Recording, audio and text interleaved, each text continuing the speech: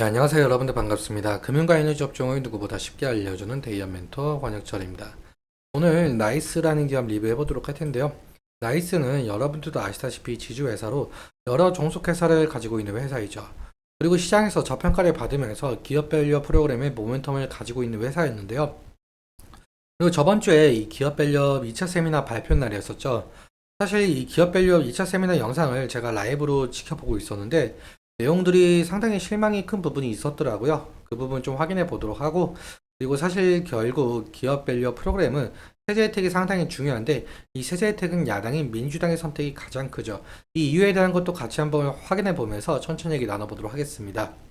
먼저 시작하기 전에 저희 데이업 채널에 오시면은 모든 종목들을 커버해드리고 있으니까 찾아와 주시면 정말 감사하겠고, 영상도 끝까지 지켜봐 주시면서 댓글로 궁금하신 것들 남겨주시면은 다음 영상에서 찾아서 말씀드리도록 하겠습니다. 그럼 나이스 바로 보도록 할게요.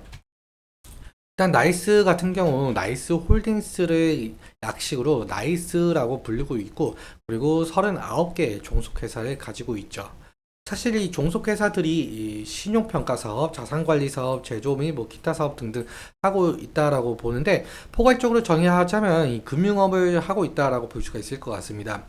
그리고 나이스의 이 재무제표를 좀 살펴보자면 PBR이 지금 0.36배, 그리고 BPS가 21,038원으로 시장에서 좀 저평가를 받고 있다라는 것을 좀 알 수가 있는데요. 그런데 여러분들도 아시다시피 올해 1월 말쯤부터 해서 이 기업 밸류어 프로그램 이슈가 있었잖아요. 이 기업 밸류어 프로그램은 저평가되어 있는 기업의 가치를 좀 개선시킨다는 정책이었었죠.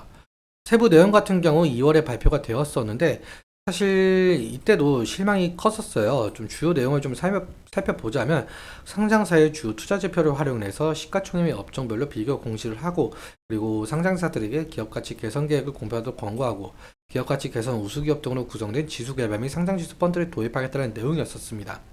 일단 세부 내용도 좀 함께 살펴보자면요. 세부 내용이 2월 26일에 발표가 되었었는데 이때는 1차 세미나를 열면서 금융위원회는 기업 밸류업 지원 방안, 즉 한국 증시 저평가 해소를 위해서 7월부터 상장사들에게 기업가치 재고 계획을 스스로 공시하도록 하겠다라고 밝혔었고, 그리고 바로 저번 주인 5월 2일에 2차 세미나를 열면서 6월 중으로 최종적으로 가이드라인을 확정시킨다라고 했었죠. 그런데 지금 사실 최근 시장을 보자면 윤석열 정부의 총선 참패라든지 고금리가 지속되는 상황, 중동의 지정학적 위기가 겹치면서 국내 증시가 약세 기조를 보이고 있었는데요. 이 기업 밸류업 자율 공시를 하반기에서 5월로 변경을 시킨다라고 하면서 기업 밸류업 정책에 좀 속도를 내려고 하고 있는 상황으로 보이고 있었습니다. 그러니까 이 기업 밸류업 정책에 속도를 내면서 약세 기조를 보이고 있는 국내 증시를 한껏 끌어올리겠다는 스탠스로 보이고 있었는데요. 그런데 제가 저번 주에 2차 세미나 영상을 좀 라이브로 지켜보면서 사실 2월 26일에 발표했었던 내용들과 뭐 크게 변화가 없다라고 느꼈었거든요. 한국거래소가 공유해준 이 자료들 함께 보자면요. 이 자료는 기업 가치 재고 계획에 대한 가이드라인이에요. 사실 아직 확정된 건 없고 뭐 검토 중이다 이렇게 말씀을 해주시더라고요. 일단 쭉 한번 보시자면 이 전체적인 틀에 대한 내용이고 어떻게 작성할지에 대한 가이드라인이고요. 사실 이 부분에 대해서는 이 기업 밸류어 프로그램 처음 초창기 때 발표했던 내용들과 뭐 별다른 건 없습니다. 두 번째 내용도 마찬가지로 뭐 기업 가치 재고 계획에 대한 뭐 해설서예요. 이 부분도 마찬가지로 처음 초기에 발표되었던 정책, 그 부분과 좀 달라진 내용이 없다라고 보시면 될 것 같고, 세 번째 내용도 향후 계획에 대한 내용인데 사실 이 부분도 2월 26일에 발표되었던 뭐 내용들과 크게 달라진 부분은 없습니다. 네 번째 자료도 마찬가지로 보이고 있는데요. 그러니까 제일 중요한 이 세제 혜택에 대한 내용이 빠져 있다라고 보시면 될 것 같습니다. 사실 제가 저번에도 말씀을 한번 드렸었는데 이 기업 밸류어 프로그램은 정부의 정책만으로는 실행을 할 수가 없고 민주당의 선택이 상당히 중요하다라고 말씀을 드렸어요.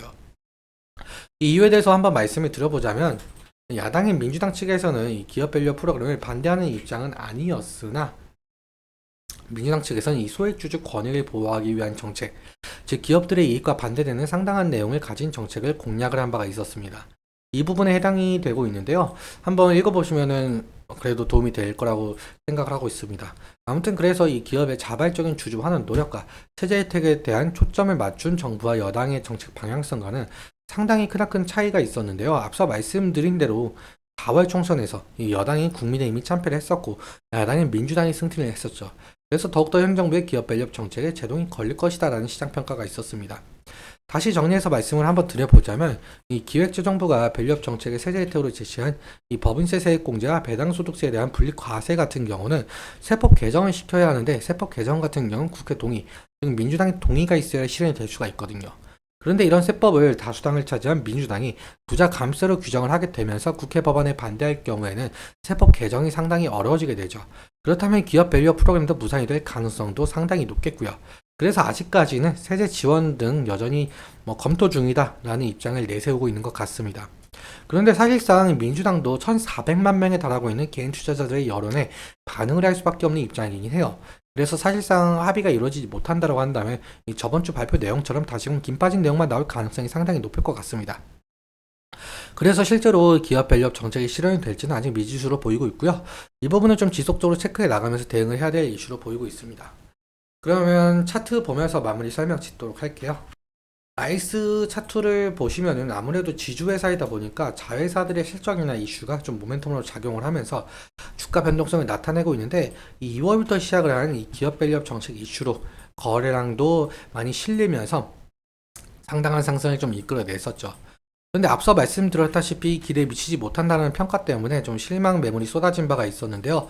그리고 5월 2일에 발표되었던 2차 세미나 아마 이때였던 것 같아요. 이때 당시도 사실상 2차 세미나 내용이 좋았다라고 한다면은 다시금 기업 밸류업 초창기 때 발표했었던 초창기 때 상승의 모멘텀이 될 가능성은 높았었겠죠. 그런데 이 실망감이 좀 크다 보니까 상승의 모멘텀은 오히려 줄어들고 매물이 좀 나오고 있는 것을 좀 보실 수가 있는 것 같습니다.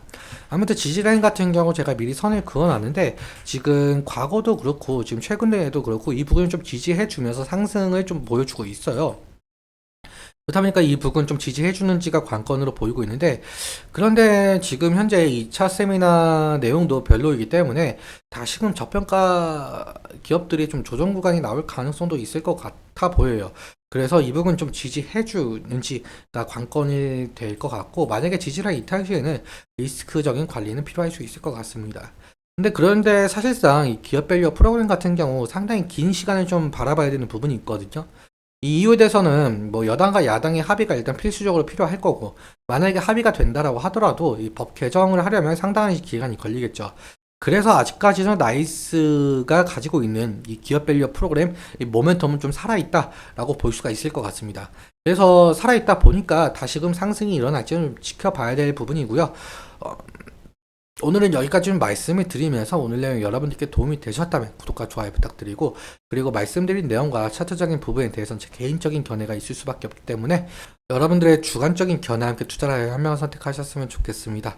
오늘도 시청해주셔서 감사하고 지금까지 멘토 권혁철이었습니다. 감사합니다.